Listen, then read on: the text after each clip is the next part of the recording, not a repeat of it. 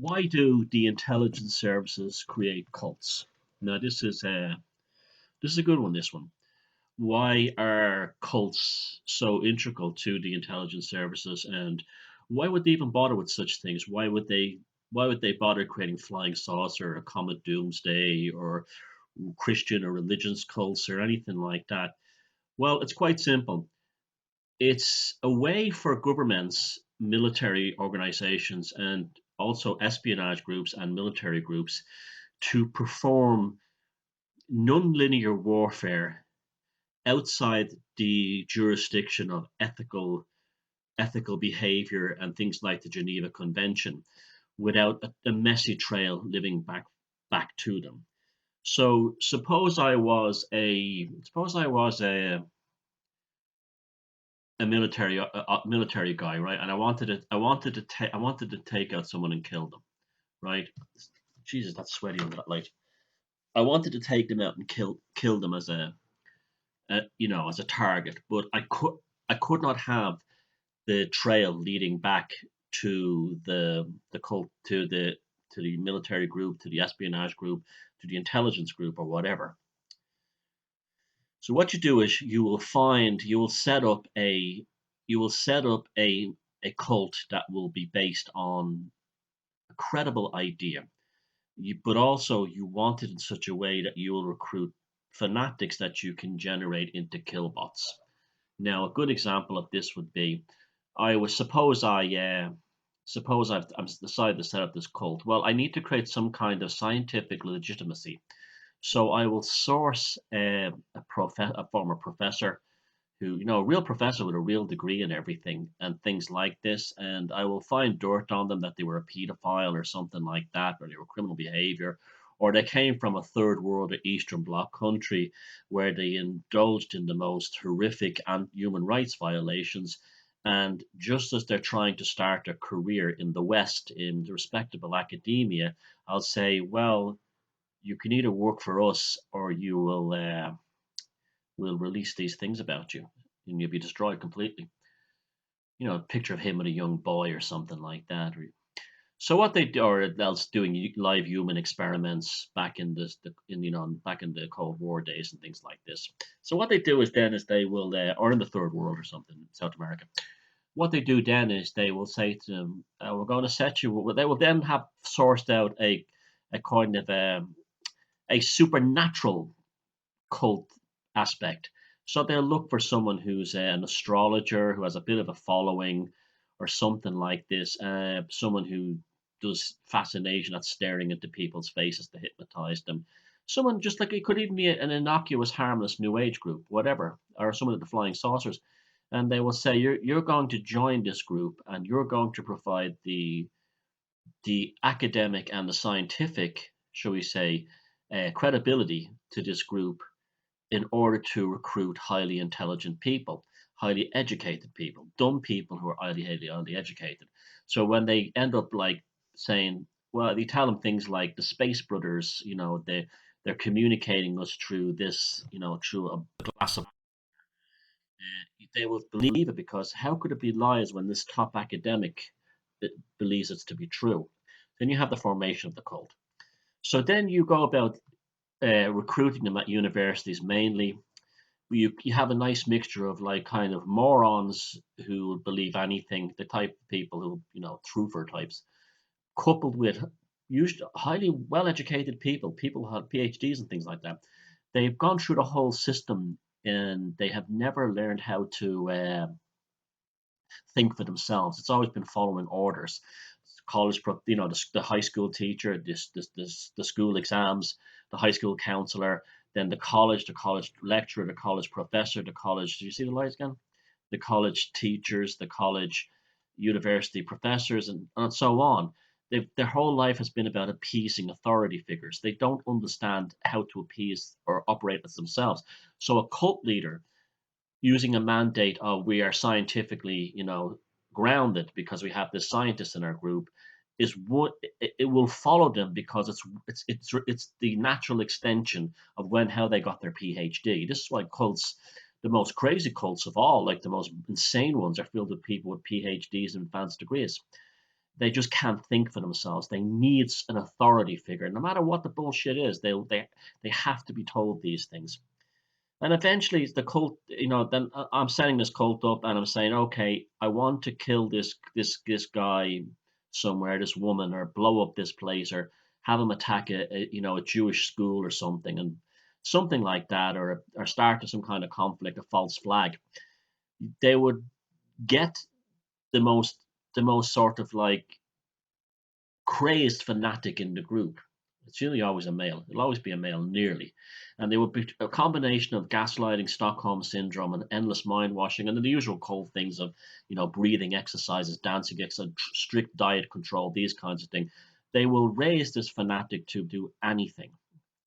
And then they will place them in a state of dissociation, and eventually, often they will be, sometimes they'll be betrayed by the cult, and they'll be told, if you want to win back your place, because they'll have nothing else. They'll have everything: their relationships, their home, their job, their income. Everything will be in the cult compound. There's no way of surviving outside.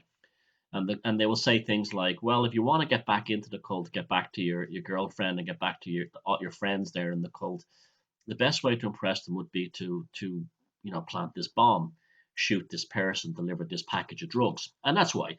And so if this person, if it goes wrong and this person is caught, they they have no trail back to them. They've been hypnotized. They've been like what you call the MK Ultra kind of thing, Manchurian candidates, and there's no route back.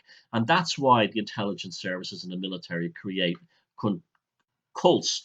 It's a way of getting operations done that would be highly unethical, highly dangerous as well, that you wouldn't want to risk your own operatives in, but you look for some mindless cult, killbot or mindless robot who thinks a comet is coming to bring them into a different planet, or it's a spaceship. We saw that. Now the proof of this is everywhere. Look at Jonestown. I mean, it's got to the point now where I cannot find a cult, or what they would call a family or an organization, that does not go back. This is why the sex is a big thing in one, and pedophilia. We saw it with the family of God. That was the fact that children were easily sexualized, and access brought pedophiles in. Then they would have photographs of them doing things with kids, and then they would say, "You want to leave the cult? Oh no, you don't. You have to do this first." You see, this is how it works. You see it all the time. They compromise people. They get information on them. There's a very good TV show called The Path, where they show like an IRS agent who admitted that she'd into the cult in a kind of a kind of a confessional thing, that she'd killed a young black child, and she drove away from the scene of the crime, and she'd been tortured by the guilt of it. So they'll have things on people, and this is the impetus. Now, it doesn't always go as spectacular as killing someone, or planting a bomb, or delivering a drug package or something. Often it will be just like smear campaigns, writing letters. Opus Dei is a good example of a cult that has people that write letters to the newspapers trying to influence Catholic policy at government levels. This kind of thing. It can run the gauntlet from a smear campaign against a person all the way up to planting a bomb. It's taking down the jetliner, hijacking. I believe that was probably played a factor in the 9/11 hijackers, when people say, how could these people, they weren't typical jihadists, well, that we don't know who they were really in contact with. That to me has always been the biggest mystery of 9/11, is who were these people working for before they got on the planes. It's how they do it. It's always been that way. I've been reading about an Irish group in the 17 18 mid 1800s called the Ribbonists, who were a secret lodge, who were of fanatic Catholic bigots, who were trained for this purpose out of Dublin Castle, in order to infiltrate military and civic bodies, in order to smash up any kind of unity between Catholics and Protestants that might affect the British Empire. So it's been going on forever. Now, it's again the evidence. Again, we have Jonestown. You don't create people like Susan Atkins and Squeaky Fromm out of nothing. Now, they were all, the real story behind. Sorry, that was not Jonestown. Charles Manson. The real story behind that is the Process Church of the Final Judgment. That's the real story behind it. That's where the handlers really work. Also connected to Jimmy Savile and everything like that. Jimmy Savile was definitely either a military or an intelligence career. You see, anyone he had a diplomatic passport, which is interesting as well. Why was a celebrity having a diplomatic passport? Why could he waltz into Israel during peace talks, and this kind. He was delivering packages, he was delivering messages, he was working for them.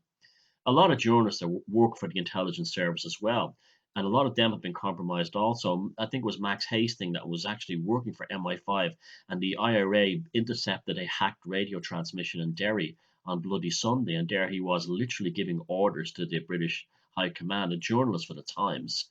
And Ricky Tomlinson, the actor who you know from the royal family and loads of movies, and now came out the other day that not Richard Madeley, the guy from Countdown, Richard Whiteley, he was an MI5 operative, like many, and he was a journalist too. So it's very common. So it's cults and journalism, and the cult also runs journalism too. They'll have a news site to attack people. They'll have a so-called alternative news site or alternative video or TV channel, and that's also part of the of entrenching the cult members deeper into the matrix of the cult. So the intelligence service has people who are completely dependent. Now you just think about it. You go into a cult with your PhD and you start believing the cult leader has some special powers, and you spend years in there working for them. There's no way out. You're not. What do you do when you go to apply for a job when you leave? I was waiting for a comet with a spaceship and a god inside it. We were waiting for the aliens to come on a spaceship and land on the White House lawn. This is why I don't trust the whole UFO connection to government. When people say, "Oh well, UFOs, we have government eyewitnesses in the form of military and police." Oh really? Oh really? Yeah, you really trust that because you would trust the same people because they're government officials to give you the truth about the government hiding things. Anyway, I digress. The Solar Temple was another one when the Swiss police, and I mean we're talking about something like, I think maybe 200 people have either been murdered or suicided connected to that cult. It's incredible. It's The body count is off the scale even by cult numbers, and they're still happening in waves. They think they're still killing themselves. Their dissociative personalities are still switching on, but they're probably still being used. The south of France seems to be an enormous place for cults. The Raelians are there. The Solar Temple was there. There's a few others. There's a whole division within the French military geared towards creating cults, and just for that reason, just as for running operations like this, this is this is probably what happened with when the Greenpeace Rainbow Warrior was bombed, and the actual guys who bombed that, they were probably been programmed in a cult or something like that. It goes on and on and on. It's just everywhere from the Mansons to maybe even many of the serial killers. In fact, I think the Son of Sam is probably one too. And there's a lot of evidence that Mark Chapman, who took was well, he was involved in a cult in a hippie cult in Hawaii that betrayed him, and that hippie cult. This was deliberately done to make him. He thought he'd found his perfect like spiritual family. He thought he'd found everything he wanted, and then they stole his money and basically dumped him out of the cult. Well, that was a trauma based mind control thing because he'd never trust anyone and wander in the darkness for the rest of his life until he was activated in upstate New York in Yonkers to go down to Manhattan and take care of John Lennon. I spoke to a copper who was on the scene when John Lennon was killed that day. There were several Mark Chapmans seen around the area. One was even dressed like him, looked like him, even carrying the same albums. One was tailing. It was either Woody Allen or what's his name from Paul Simon. uh, at the moment that John Lennon was shot in the Dakota building. So this shows an intelligence operation, an enormous one that was going down at the time. And when the cops tried to investigate that case, they were thrown all over the place. There was an FBI agent on the scene who refused to get the ambulance because he wanted. This is what the copper told me. Unless he saw his green card, they deliberately delayed it so Lennon would die. So this is how dark it is. And they're all cult. This all goes back to the cults. So you see these things and you say to yourself, "Oh, I'm looking at this website," and they all believe that there's some kind of aliens coming, or there's some kind of shift coming, or there's some kind of flush of coming, and reality is changing, and they all think they're going to survive it. And at first, it seems comical, but then you look under the surface and you see the terror campaigns, the smear campaigns. You'll see the passive aggressiveness used towards um, anyone who has doubts. You'll see ex-members having their private lives splashed all over the place. I have two feelings toward this. One, I think anyone who's stupid enough to get involved in that after they see all this stuff happening probably deserves to be whatever fate they get. I know that sounds cold, but that's what happened. It's like, you know, they see all these horrific smear campaigns against ex-members, and they think that they would be immune to it because it's not happening to them at that moment. This shows an unbelievable dissociation, but it's also part of the highly educated, why they source out highly educated people. The supernatural and black magic occultic aspects of this, well, it comes directly from Freemasonry. If you see my film Occult Dublin, you'll see how that functions. The idea of the battle tactics around the communal and hospitality ideas of the lodge being together, feeding together, eating together. Diet is very, you see, it's very, you'll see in the Freemasonic battle rites, diet and methodologies of food eating and stuff is very specific, and the same things with cults. It doesn't matter what the food type is, but the diet is always specific. You must always eat meat, or you must always eat carbohydrates, or you must always eat a certain amount of colored food on a particular day. It doesn't matter what the diet is. People say it's low protein diets to make a brain mushy. That is, it could be the case, but other ones it could be high protein. The fact is, the diet is regimented.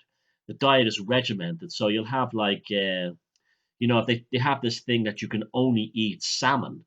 You'll see the Christmas dinner, and they'll be on the table as the salmon. And because they think everything else the cult leader is told that everything else is poisonous. Things like breathing exercises is a huge one. You can actually send a person into a psychedelic state through heavy breathing, through breathing exercises. That's a really big one. But also the dissociation too, as well.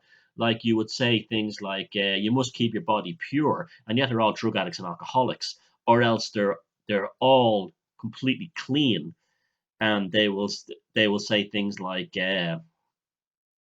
you can do whatever you want. All drugs are fine. It's this association. You're given one message, and your brain, your subconscious, relays it another way. What's really going on? You're always confused. You never know what's going on. It's very interesting. Another thing that this is sexuality.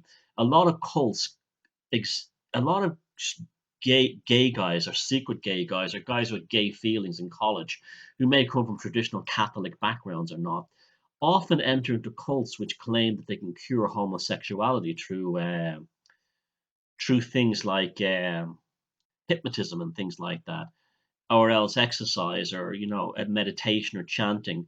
But also, if they're not homosexual, they could keep them deliberately sex starved for a long time, and then they will show them a woman in the group that will be there if you do your thing.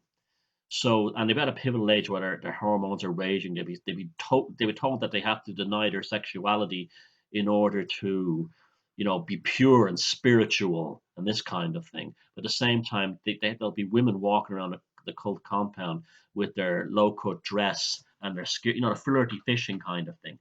And it's the kind of thing is, you'll get that pussy if you do as you're told. And when you are so sexually starved in your 20s and so on, you will literally fucking murder another human being, especially if you have an evangelical notion that you're some kind of knight or something, in order to get that pussy. Especially if the pussy has power inside the cult. It's like the cult leader's family members, or so, your sister or something like that. Then you really feel like you're entering into royalty. You're a king, and you'll be harvested as the ultimate killbot, the ultimate killbot. When the time comes, you remember your cult leaders that you adore and worship. They're literally, when they disappear for a few days, they're off to meet the CIA, the French Secret Service, MI5, MI6, you name it. That's where Mossad. That's where they're off meeting, and they're getting the latest orders on who to attack, who to undermine, what politician to attack. See, another way, it's also useful for taking down politicians. I'm seeing massive cult things with the Trump thing. A lot of cults are being organized, particularly in the New Age, against that. We saw that with the stupid pretend witches thing, this kind of thing. It won't work though. Uh, it's an amazing subject when you get into it, but that's the reason why just about every cult or every alien contactee organized group, that living together and stuff like that, almost without exception. I mean, I can't find one that isn't, are directly connected to the military or the intelligence services, because that is what they're used for. They're used for non-linear, highly unethical warfare and military and intelligent espionage tactics that are highly illegal, but the dirty trail doesn't go back to the military or the intelligence services. It goes back to the loony and the cult with the dead eyes. But they said the space brothers would come.